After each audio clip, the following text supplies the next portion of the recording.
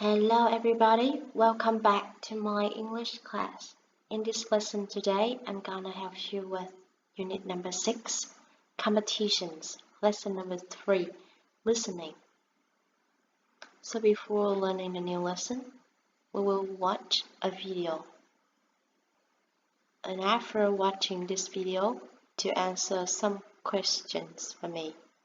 The first question is, which event, which competition does this video mention?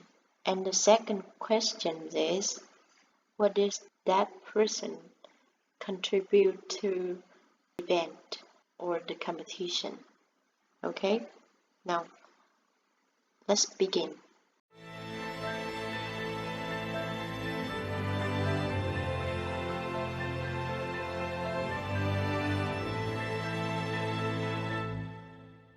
And the Boston officials thought it was a guy, and they awarded me number 261.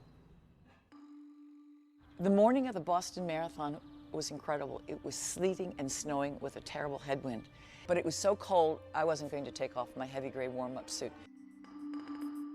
The gun went off and down the street we went. The first couple of miles were great, and the press truck came by us on the outside, and they went crazy. You know, a girl's in the race, she's wearing bib numbers, and they were shooting, and we were kind of waving to them.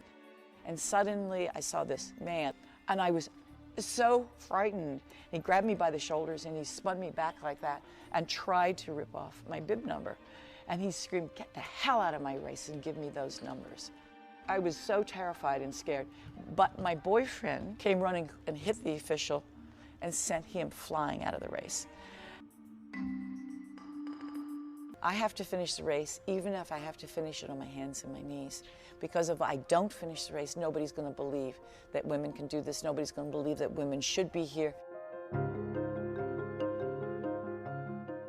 When I finished the race, I felt like I had a life plan, I had a goal, and a real purpose to achieve.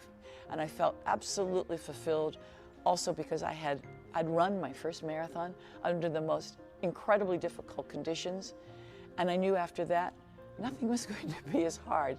Okay, we could see this video mentioned the Boston Marathon competition, right? And this woman is Catherine Switzer, the first American woman to take part in a marathon race. Okay, so to know more about this event or this competition, now we move to the main part, lesson number 3, listening. Okay, so I have some vocabulary for you. Number 1, race is a noun và nó có nghĩa là cuộc đua. Và mình có cái cụm từ đi kèm với từ race này, đó là win the race, nó có nghĩa là chiến thắng cuộc đua, và lose the race nếu có nghĩa là thua trong cái cuộc đua nào đó. Ở đây mình có cái từ đó là formally, trong một số tầng nghĩa, trong một số ngữ cảnh thì nó có nghĩa là một cách chính thức. Number 3, athletic is an adjective. Nó có nghĩa là thuộc về cái môn điền kinh. Và mình có một cái noun cho nó, đó chính là athlete. Athlete, vận động viên.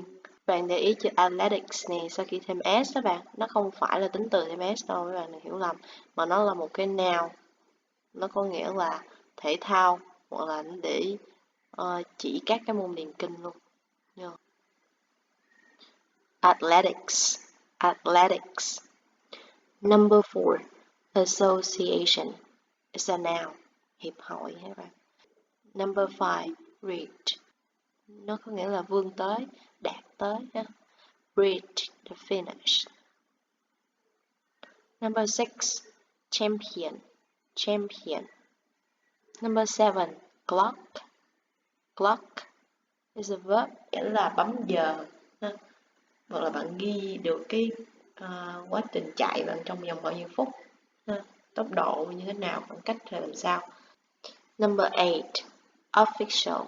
Official is an adjective, chính thức. Number 9, have right to do something, có quyền làm điều gì đó. Bây giờ mình cùng chuyển qua cái phần check lại thử xem là các bạn nhớ đến bao nhiêu ha. Now we move to activity number 1. Fill each blank with a suitable word in the box. You have 30 seconds to do. Go.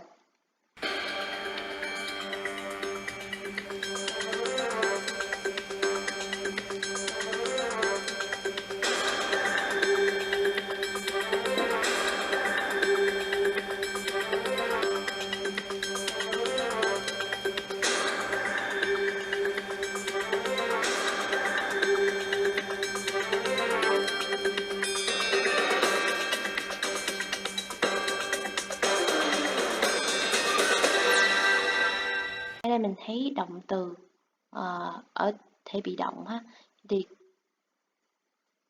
vị trí này cần nó là một trạng từ. Thì ở đây mình chỉ có một trạng từ duy nhất, đó là formally, một cách chính thức. Sau đó nữa mình thấy cái chữ the, thì the còn một danh từ, cho nên mình sẽ chọn đáp án phù hợp nghĩa, đó là racist. Câu số 2, he became a professional, thì mình sẽ thấy thì phải cộng một danh từ. Ở đây mình có tính từ rồi, thì đây mình thiếu danh từ. Đúng chưa? Vậy thì mình có cái từ là athlete. Anh ta trở thành một cái vận động viên chuyên nghiệp ở cái tuổi. Number 3, ở đây mình có chủ từ là the runner, thì ở đây mình thiếu cái động từ đi, cho nên mình sẽ chọn cái động từ nào mà nó gắn với cái nghĩa là 2 giờ 50 phút và 10 giây, thì nó sẽ phải là ghi lại, ghi được ha. Là động từ locked. Number 4, he won the first Boston Athletic.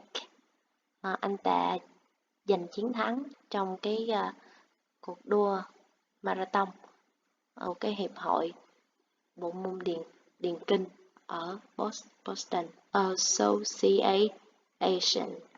That's it. Practice. Activity number 2. Listen to the dialogue about the Boston Marathon and decide whether the statements are true or false. Thì cái bài này yêu cầu các bạn lắng nghe cái đoạn đối thoại về cái cuộc chạy đua marathon ở Boston á, và xác định xem là những cái phát biểu ở đây là đúng hay là sai. Thì cái dạng này nó khá là quen thuộc rồi, mình không có nói thêm á. You have 10 seconds to get through this.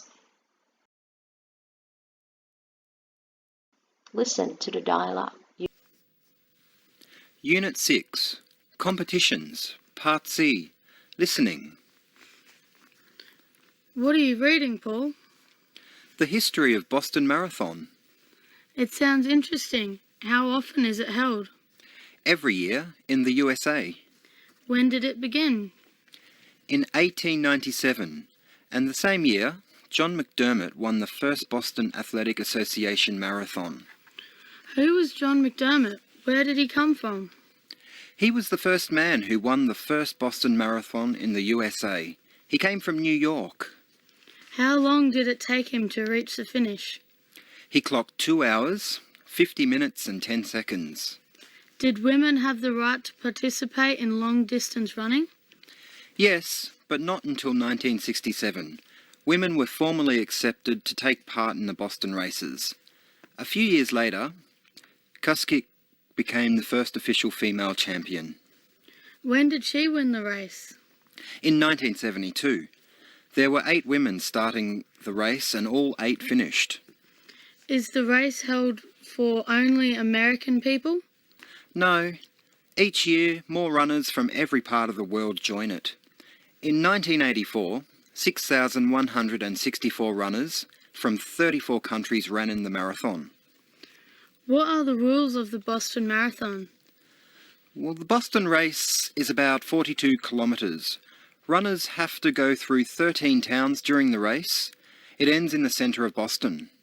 Oh, that's great. Thanks a lot, Paul. Listening. Ok các bạn, bây giờ sau khi mình nghe xong thì mình cùng sửa với nhau ha. Cái cuộc đua marathon Boston thì được tổ chức mỗi năm ở Mỹ. Thì điều này đúng hay sai đây? Listen again. What are you reading, Paul? The history of Boston Marathon. It sounds interesting. How often is it held? Every year in the USA. Every year in the USA. So câu này là true. Okay. Number 2. It began in 1897. Nó bắt đầu vào năm 1897. USA. When did it begin? When did it begin là nó bắt đầu khi nào? In 1897. In 1897, correct. So mình chọn true các bạn. Number 3. How long did it take him to reach the finish? Mất bao lâu để anh ta hoàn thành cái đường đua? Bạn nghe cái câu số 3 này xem người ta nói bao nhiêu thời gian. He clocked 2 hours, 50 minutes and 10 seconds. Người ta nói là 2 hours, 50 minutes and 10 seconds. Số câu này là false. Và cái đáp án này cần được sửa lại cho đúng. Thì nó phải như vậy này. Câu số 4. Người phụ nữ chính thức được cho phép tham gia vào cái đường đua vào năm 1957. Mình nghe coi là phải như vậy hay không? Did women have the right to participate in long distance running? Yes, but not until 1967. 1967. Số câu này sai ha. Để sửa lại. 1967 đúng. Number 5. In 1984, vào năm 1984, thì 34 quốc gia, đúng không? Took part in the marathon. 34 nước tham gia vào cái cuộc đua marathon. So listen. Is the race held for only American people? No. Each year, more runners from every part of the world join it. In 1984, 6,164 runners from 34 countries ran in the marathon. From 34 countries. So, true. Number 6. Theo cái luật của cuộc đua, thì những cái vận động viên phải làm gì đây? Phải chạy băng qua, pass through, và chạy băng qua cái trung tâm của Boston. What are the rules of the Boston Marathon? Well, the Boston race is about 42 kilometres. Runners have to go through 13 towns during the race. It ends in the centre of Boston. Oh, that's great. Thanks a lot, Paul. It ends in the center of Boston. Còn pass through là băng qua những cái thị trấn, chứ không có băng qua trung tâm các bạn. Mình sửa lại. Câu này false ha các bạn. That's enough for today. Thanks for watching. See ya. Bye bye.